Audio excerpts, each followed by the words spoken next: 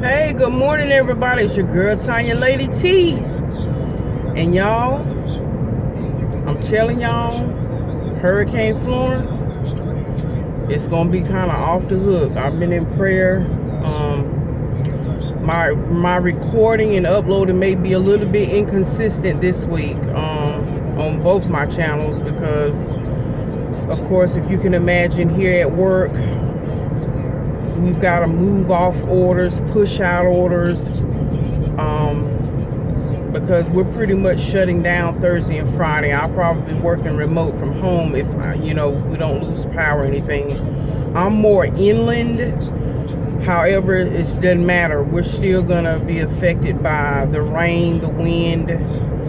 And again, I'm just preparing myself, hoping for the best, preparing for the best, but prepared and also preparing for the worst. So I'm still on the fence. We haven't been, because I'm more inland, we have not been given, we don't have to evacuate. It's more so Wrightsville Beach, the coastline, the beach areas are mandatory evacuations, and they are doing that now. And again, this is here in North Carolina. I just want to lift up everybody that will be affected. I mean, this storm it has a propensity and potential to stall, and when it stalls, it's just pouring buckets and buckets of rain. 2 to 3 feet is what they're calling for. So with the different Neuse rivers and the different water reservoirs already at their normal levels, and you dump 2 to 3 feet of water on top of that, that's where you, like I was saying on my other video, flash flooding, flood, that's where your problems come in when the storm has settled. Actually, the damage of course happens, but anyway, I'm just keeping everybody lifted in prayer that's in the trajectory path of Hurricane Florence. But anyway, so I just wanted to jump on and just let you all know. I'll try to keep you guys updated. They're not looking for landfall until Thursday evening around 5 o'clock, and it'll hit our shoreline down there in Wrightsville Beach, those areas, Myrtle Beach, those areas. So a lot of people are, they're taking heed, and for those and we know it's an inconvenience, it really is, but you know what, you do it and live and rebuild if necessary. But again, I just want to lift up everybody in prayer, people who have loved ones, lift up myself, my family, that whatever happens, Lord, we love you, we thank you, it is well. But give us the mindset to prepare. Give us the mindset to do and pay attention, be aware of your surroundings. And that's another thing I wanted to talk about, totally off topic, so to speak,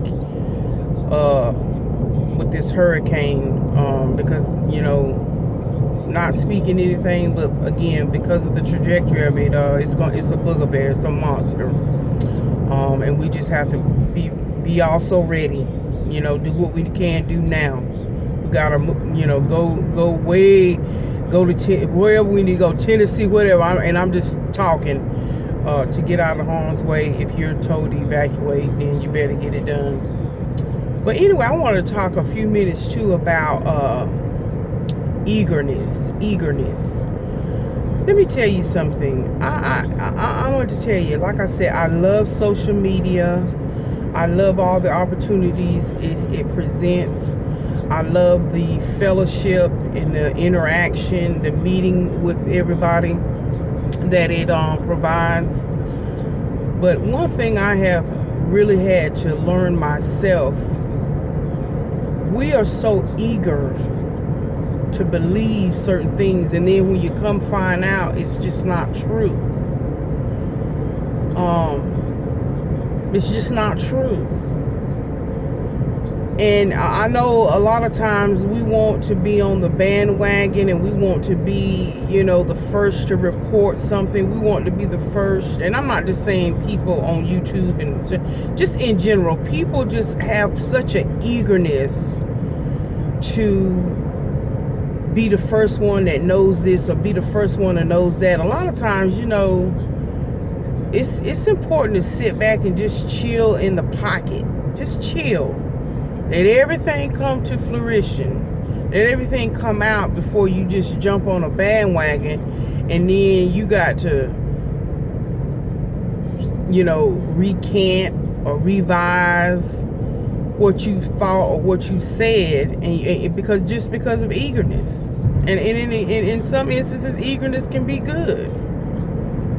But anyway, you know, and then, you know, another thing that that in that same family is, you know, be aware of your surroundings. I mean, you know, it's amazing. I talk to some people, and, you know, something would have gone down, or something would have happened, and then you ask them and say, well, wait a minute, you were sitting right there, didn't you see it? No. Just so, you know, I understand we're busy, we're working, we are, you know, in the moment.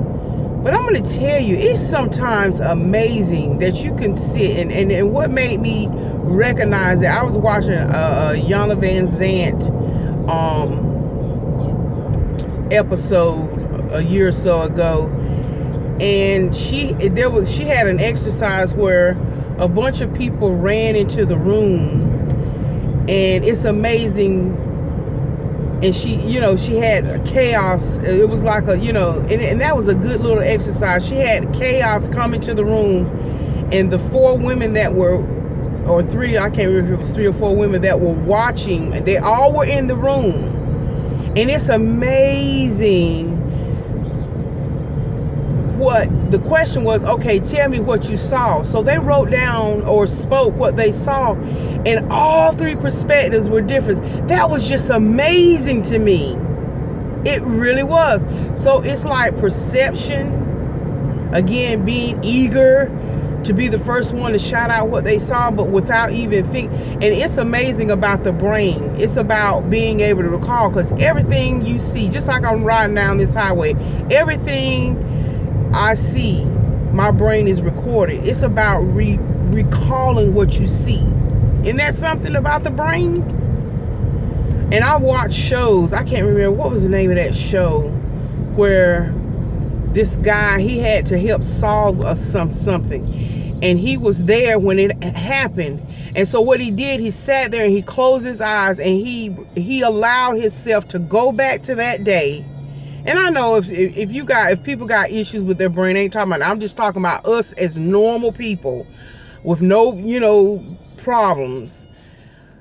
He sat there and he closed his eyes, and he allowed his brain to go back and photo snap. Okay, there was this lady right here. She had blonde hair with a red shirt on. Then, oh, there he is.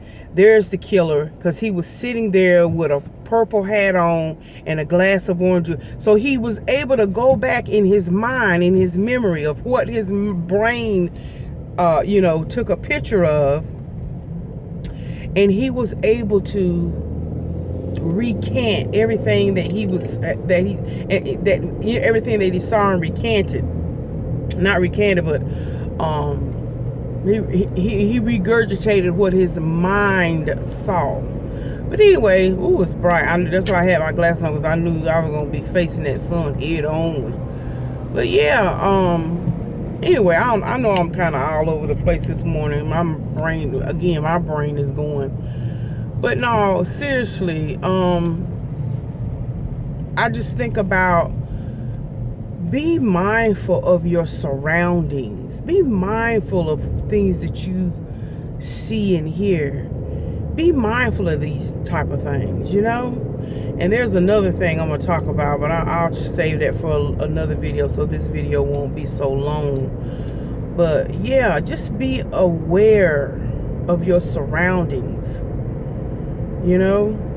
You never know when you might have to regurgitate what you've seen. And it can be a positive thing too.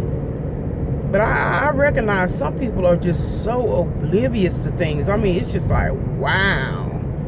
But anyway, like I said, you know, keep us in prayer here in North Carolina, because we about to be hit with a booger bear.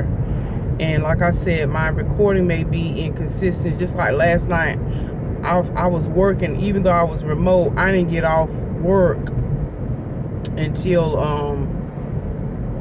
I didn't stop work till about 7:45, because we just had so much going on. So anyway, let me go. I love y'all. God bless. And may the peace of the Lord be with you, and be safe out there. Bye, y'all.